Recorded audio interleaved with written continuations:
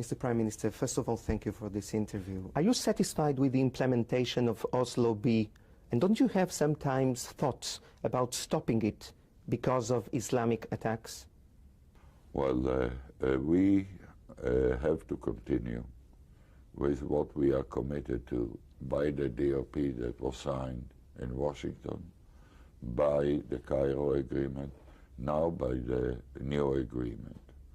The purpose is to establish the interim agreement that will allow the Palestinians to have self-government arrangements to rule themselves and to have elections.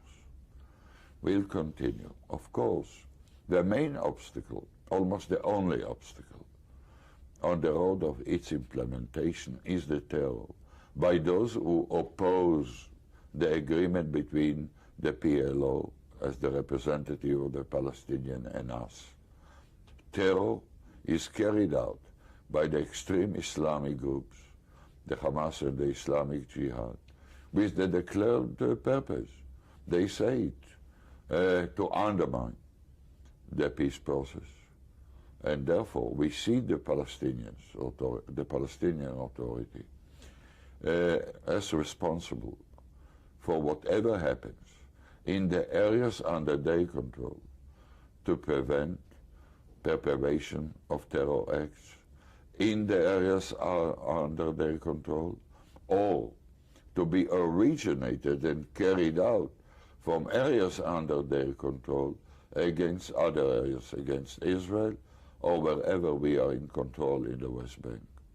No doubt that their success in their effort to do so, which what happened lately when the two suicidal terror acts, or attempt of suicidal terror acts in the Gaza Strip, proves that they are not doing enough.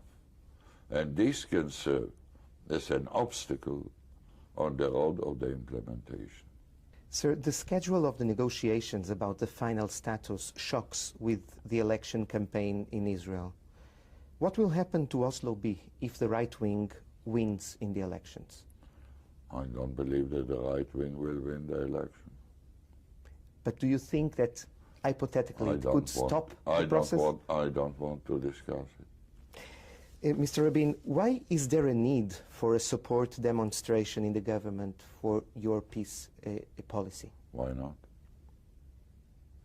People want. Why not? Do you think the majority of the population supports the peace policy? It's very difficult to say. I believe. I cannot prove it. I believe it very much will be dependent. How much will succeed in the implementation?